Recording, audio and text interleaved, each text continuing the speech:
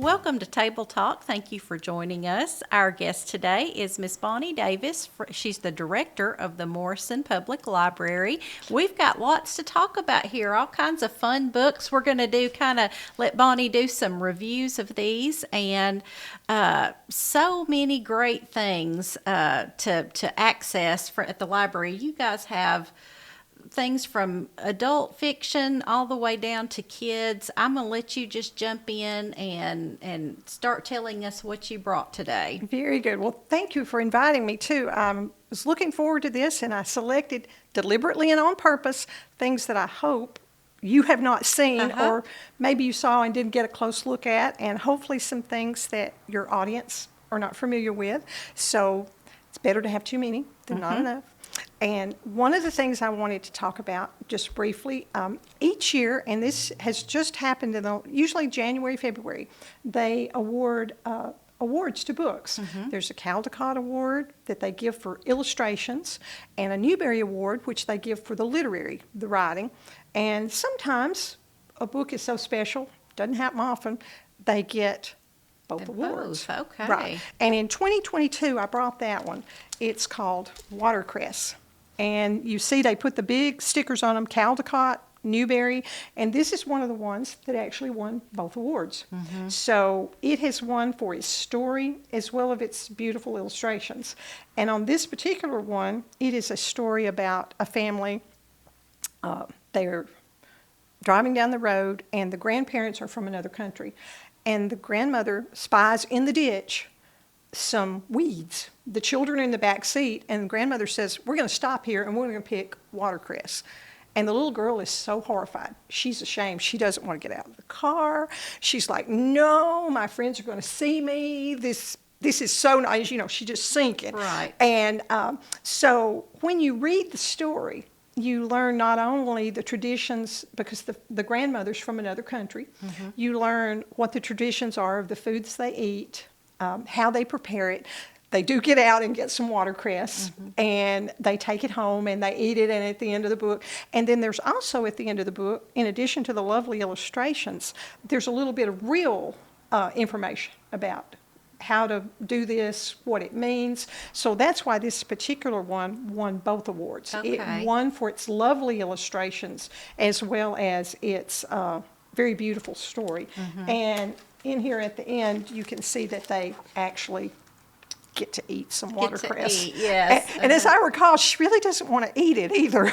But it's just one of the ones that if you are not familiar with those awards and how they work, always look for those, because that means not only have they gone through the publishing process of the publishing company and an editor, and they kind of made them the best that they could be, but then they went on and it's kind of like an Academy Award or Oscar. Yes, I've always heard of those awards. Right. So you know it's going to be a good book. A special Yes. one. And I brought another one that's based, and this one is in 2016. Now, that's another thing at Morrison Public Library. We have a special section of the Caldecott winners. They started giving those awards in 1938. We have every Caldecott award-winning book back to 1938, the main one, because they not only award the main one, they do about 3 or 4 honor books. So if you come out and look in the special section, they'll be over there so that you can always see them. You can see each year the one and pull it off the shelf, sit there and enjoy it, read it and everything. This one's 2016, and it's Finding Winnie, and it's the true story of the world's most famous bear, Winnie the Pooh. He apparently, and I didn't know this until I started reading, he's a real bear. And during the war, one of the soldiers, they found a bear. They took it in, didn't quite think that through. Yeah. What are they going to do That's with a little it? harder than what they initially thought, and, I bet. And this book won the Caldecott Award for its beautiful illustrations. And here you can see there's a lot of stuff going on with the little bear, and the soldiers are trying to take care of the little bear. And so it's a lovely story, and it's very nice. And in the back, and possibly, right, in the back, you'll see some of the real photographs of the bear. Oh, so okay. this one's a lovely one. And like I said, if you're not familiar with those, and the reason I brought these, this is not the main winner, but it's a Caldecott Honor book. And I had to make a note, 1940. Oh, wow. And you can see how lovely it is. Yes. April's Kittens. And I think I put, right, you'll notice in these, they're made very realistic, very charming, very lovely. And there's a really good story about the kittens and what they do. So this one's all the way back that long ago.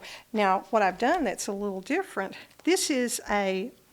So this is a little newer, isn't it? This one's newer. Yes. This one's 2016, the same year that Finding Winnie won the main award. This one won an honor. Okay. And this one I particularly like. It is, they all saw a cat. Now, the premise of this one, this is one that you'd want to look at over and over and would lead to lots of other things. When the cat goes around... Oh, and the artwork is so unique in this. This is how the dog sees the cat. When the dog looks at a cat, the bell is real oversized. And I wondered to myself if that was because the dog's hearing was so good. When he actually kind of hears the cat before he sees it. And I thought, well, that's It just... associates the cat with the bell for sure. Right. And this is how the fox sees the cat. Oh. He's kind of puffy, and the fox is chasing, and the cat's on the move. Well, I thought it was really good because it goes on. I particularly like this. This is how the goldfish sees the cat. The cat is only a big, giant set of eyes to the goldfish. I mean, it does. And I thought that is so neat. And That this is right a here, perspective of each vision. this is how the mouse sees a cat. Yeah. He only knows the cat is something terrifying. So this book, for its illustrations, it got an honor award. And you can see how hard this would be if you were the one trying to pick. Oh, definitely. It would be like, do I want the Winnie the Pooh? Do I want, Yeah. I don't know. But this one, a bumblebee. You know how little bumblebee's eyes? Yes, So break this is how the everything into- bumblebee sees the cat. So this one is Beautiful. particularly lovely, and it's got a story. But of course, if you were wanting to branch off to other things, that's a perfect one because then you can go investigate all these other things. You can go and investigate a fox. Then you can go figure out And how they see. Why right. was it Why drawn does that way? bumblebee see things that way? So Yeah. that's really interesting, I thought. And so each time that you see that they've listed the Caldecott award-winning books, also look not only for the winner, but look for the honor Yeah. ones. And like I said, there'll usually be 3 or 4 honor ones. I think one year I saw 5 honor books.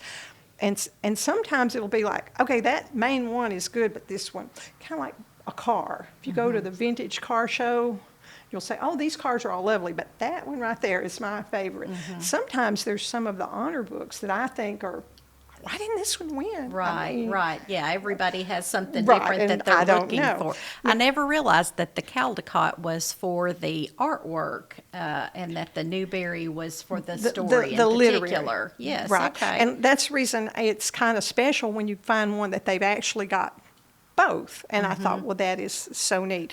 And they are in the process right now. Like I said, they're announcing. There's a lot of other awards, but those are the ones, the main ones. And we do have, like I said, the Caldecott ones out there. And I have some kind of murder and mayhem ones here. Okay, so this will get into like some of the adult, maybe Yes. a little young adult. Right. And this is such a popular genre. I mean, it has been for a long time. And you go back, I mean. Well, right now, there's in particular on TV, there's been things like the new Will Trent series is on TV. That's an author, Karen Slaughter.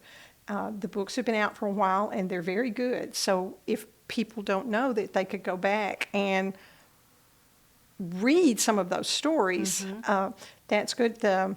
What's the name? C.J. Box. He has a character called Joe Pickett, and he's a game warden in, I think it's Wyoming.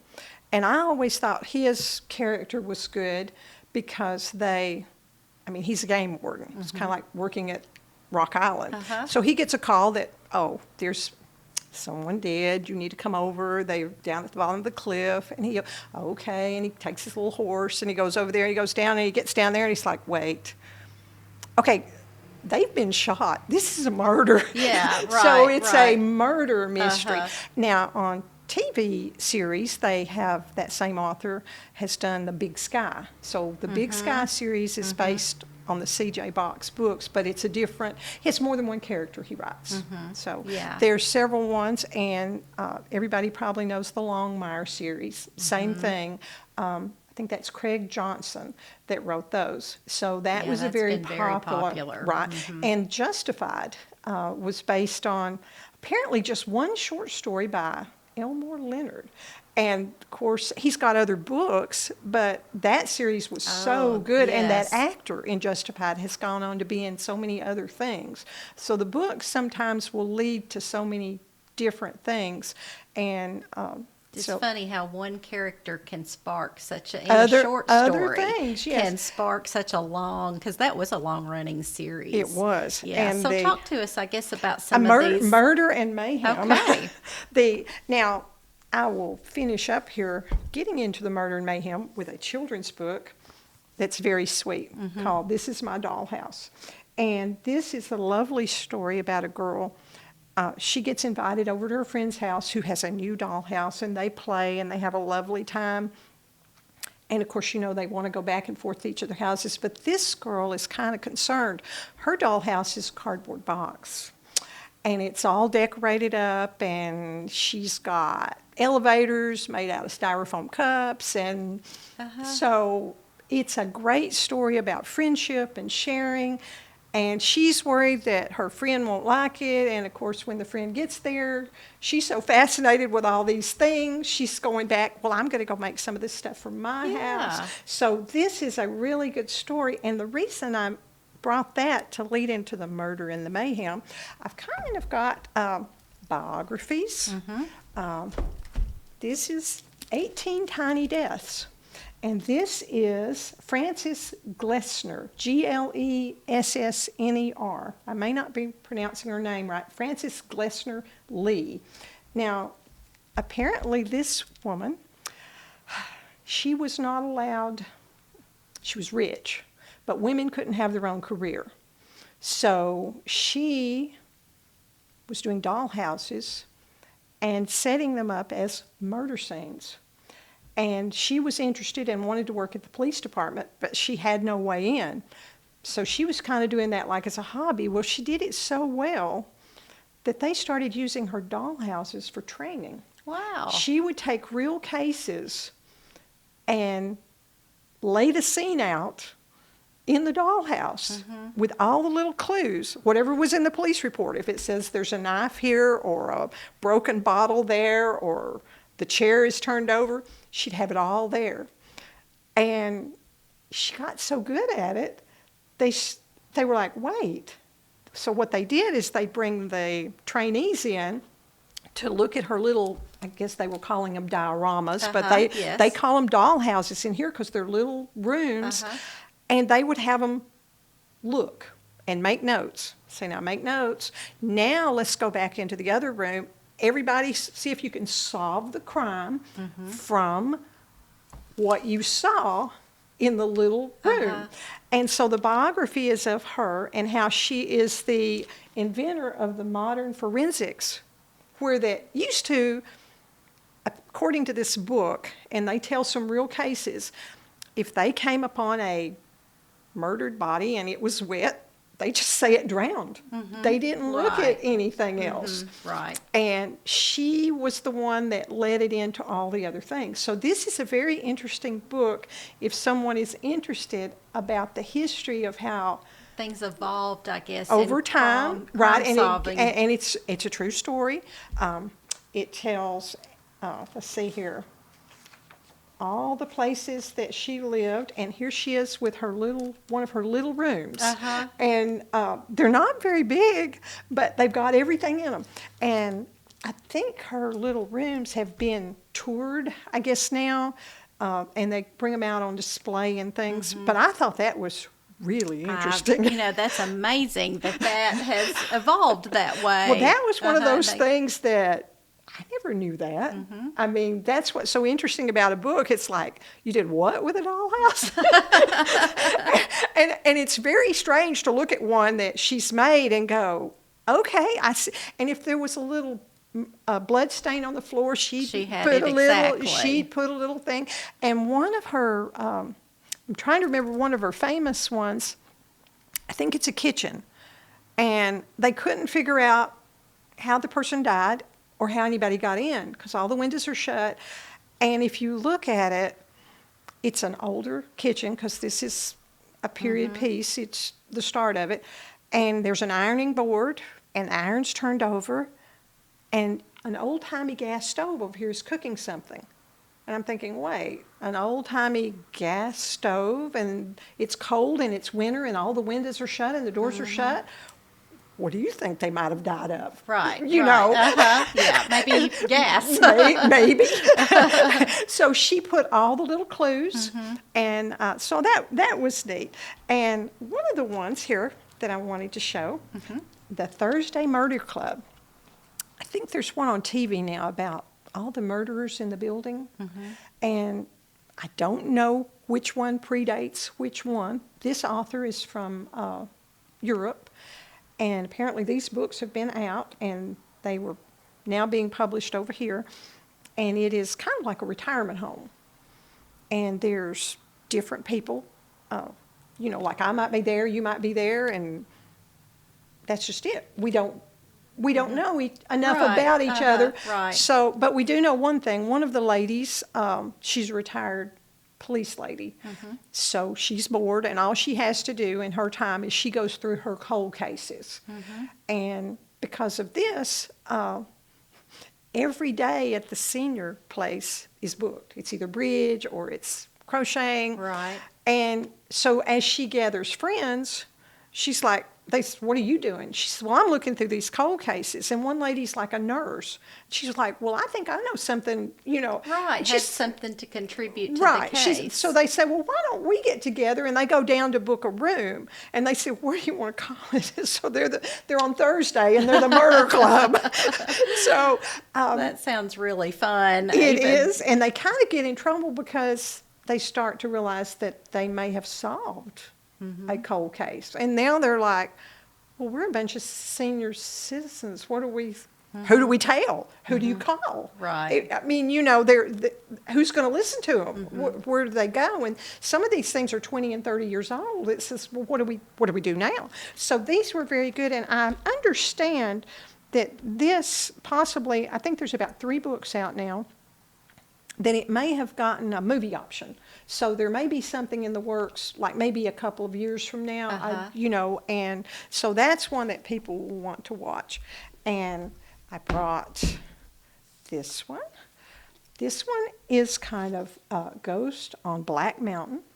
Now, for anybody that liked lots of characters and lots of dramas, there's everything in here. Kind of like Downton Abbey. There's a lot of characters. They come and they go. They have flashbacks. And obviously, because Ghost on Black Mountain, you pretty much know there's probably going to be a ghost. And there is. Sometimes you don't know if you're talking to the ghost or not. So until you get a little bit into the book. So it's very nicely done, and it's the same way. There's other books by this author. It's Anne Hite, and I was holding them up. Some of these I'm not sure. How would you pronounce Richard Osman? I guess. Looks like it. Yeah. And so anyway, hers are really good, and I think that she's done a lovely job. Her setting would be like the Appalachian Mountains, the Carolinas, down into things we can kind of relate to here. Yes. A lot of the characters, what they're doing, how that she portrays them and everything. She's really researched them very well. So if anyone's not familiar with that series, I would definitely recommend that. And this lady, Ellie Griffiths, I think most people may know her. She's been writing for quite a while. She has the Ruth Galloway Mystery Series. Now, anyone that started reading the Crossing Places, these are set in Europe. They're like on the marsh and the moor, and they're great. But what people may not realize, like me, she started writing books for young adults. Oh, wow. And Yeah. she has a series called A Girl Called Justice. And they are really nicely done. There's several of these in this series as well.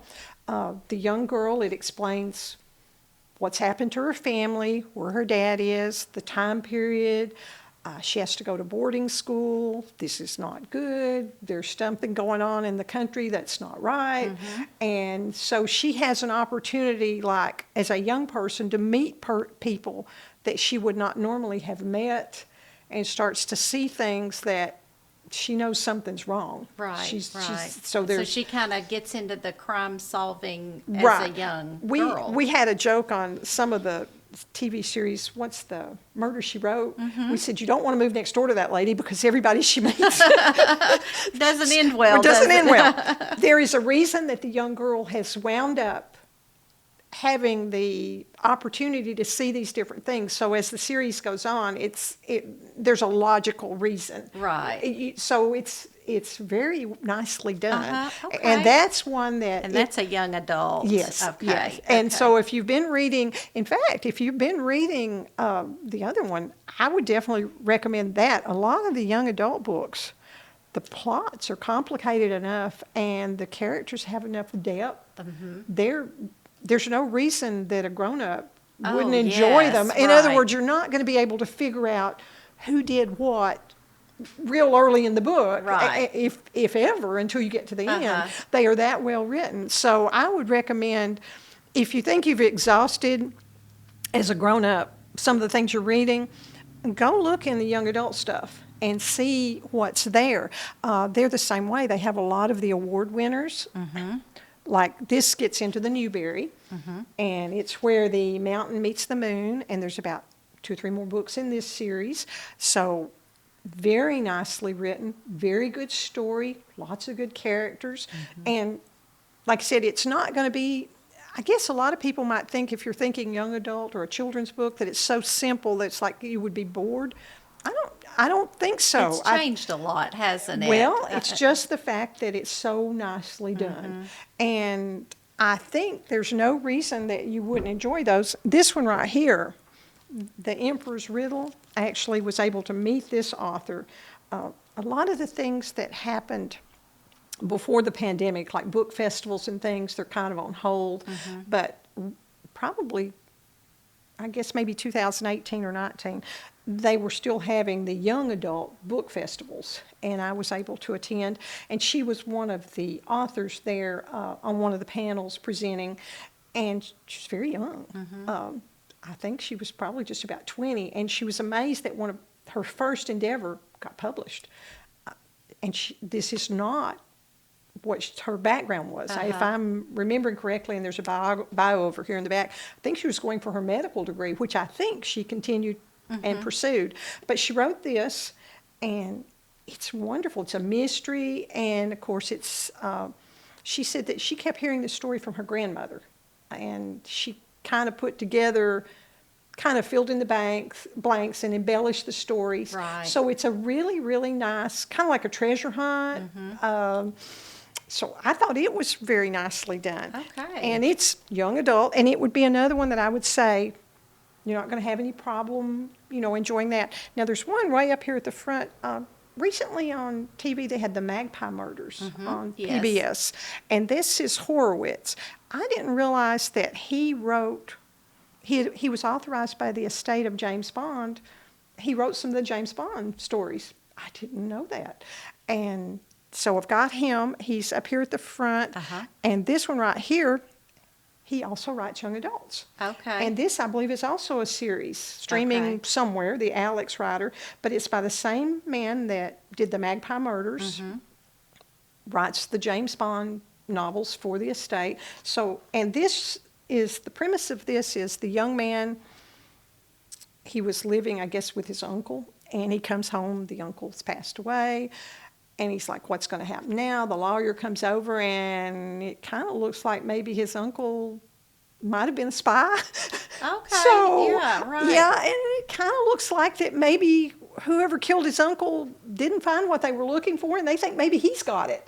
So there's a Yeah. whole series of books about Alex Rider, and they're very nicely written. So They same look like thing. a lot of fun. ATV action there on the front. That would Right. be really appealing, I think, to a lot of young Well, and boys and girls alike. That's the same thing. And if you are a grown-up and you've been reading the other books and you haven't discovered that he writes for younger people, you would enjoy this one too. So it's just another example of sometimes, as a grown-up, going down into the other books. And that's the same way with the beautiful Caldecott and award-winning books, that they are just, the Just stories visually, are good. yes, but Right. you, as an adult, you enjoy them Oh, yes. as well. And as I like to remind people, grown-ups are the ones that drew those, they wrote those. I mean, and also if you have any thought of something that you would like to do, the inspiration there and the artwork and everything is really nice. We've got about 5 minutes, so I'll let you kind of jump Do you into want to some do, of our. do you want to do biographies real quick? Sure, that sounds great. Biographies and true stuff. Uh-huh. I think Here's that's some- what you learn a lot. Here's I know some I've really seen that. heavy-duty biographies. Little Golden Books has Oh, put how out a fun. series of biographies. So we've got Dolly Parton, I think I and we've have got seen Queen that. Elizabeth. We've got Betty White. We've got, for Black History Month, we've got Martin Luther King and Jackie Robinson. Wonderful. And yes, pick those up in there. I There's your love one how we they've got. taken, a real life person and made it, of course, their lives were all fascinating, but But they've kind of made brought it- it down for children. Well, the main thing there, as a grown-up, if you read this, it's still going to have stuff in it that you're going to say, well, I didn't know that. Mm-hmm. Let's go somewhere. And I always tell everybody, if you find something or you see something and you're like, I didn't know about it, go look it up somewhere else. Go find out. Mm-hmm. These are some of the ones. This is about a fearless pigeon. It's Cher Amy. And I hope I'm saying that right. It's based on the World War I legend of a fearless pigeon. So there was a real pigeon that took messages and Yes. saved lives, and it got injured. And you notice here on the cover, it's got a little peg leg. Oh, yes. But it kept flying, Uh-huh. and it saved them. So that's a lovely book. And this one, everybody will like this. This is The Great Stink, and it's how London fixed their first sewer system. Oh, fun. So I mean, as kids, you're just fascinated by things like that. Well, So, this is another instant of it. It goes from year to year, and apparently I was astounded, as well as this man, that they used to just put it in the street, and he was like, "We got to stop that." right, disease and everything. And came it from tells that. how he wanted to build walls, and he wanted to do this, and he wanted to do that, and the town said, that's going to cost a lot of money. We don't want to do that. So it's a true story, based on a true story of what he had to do, and he wanted to go under the ground, and they thought he was crazy. He says, you can't go under the ground and build stuff. He was like, yes, we can. So this is a lovely book about how they built a sewer system. That is so neat. And that's history, education, and fun all at the same Right, time. and I brought this one. It's how one gutsy pilot saved the U.S. Airmail Service. Apparently, they were getting ready to get rid of it because the planes just, they couldn't get through. So Jack Knight's Brave Flight. They said that if he couldn't get through, they were just going to have to stop it. Well, this is the story of how he about died, but he got through. And the little planes were so tiny, and then he got to where he was going, and he couldn't see how to land, and it's snowing, and it shows him trying to fall asleep. There's nobody up there. I mean, these little planes are open. Right, It's right, cold. yes. And it's like, how's he going to get where he's going? and they're trying to light oil drums on the ground. He can't fly straight through. He has to land every so often and get more gas Right. and try to keep on going. So he saved U.S. Airmail. Well, that's a neat story about an unsung hero that we've probably not It is. heard about or read about before. There's a lot of them like that. I try to find as many of the interesting things as I can to select, to put in there. I figure, I see a lot of books, and over the years I've seen so many nice, wonderful books, and it's a pleasure to still be able to see, oh, here's another one. I don't know anything about this. Right. Still learn. Right. Uh-huh. I'd never heard of this, and so it's nice that people are still finding things that they can make a lovely story about and present it in a way that makes it relatable and it's interesting. And like I said, there's no reason in the world as an adult, if you get a hold of this book right here and you're reading it going, you're going to go, I did not know that. Right. And then you can go look up some more stuff. You can look up about the planes, how long they could stay in the air, how cold it might have been, how long it took to fly from here to there. So lots of stuff. And too, it's neat because as we all have shorter attention spans these days, if you've got 20 minutes, you can learn something. These are and have some fun. All of these are reading for fun. And there's no pressure. And like you said, it's going to be quick. It's going to be painless. And these are just really, really great. I was trying to think. I have lots of other ones here. Some of them were about World War II.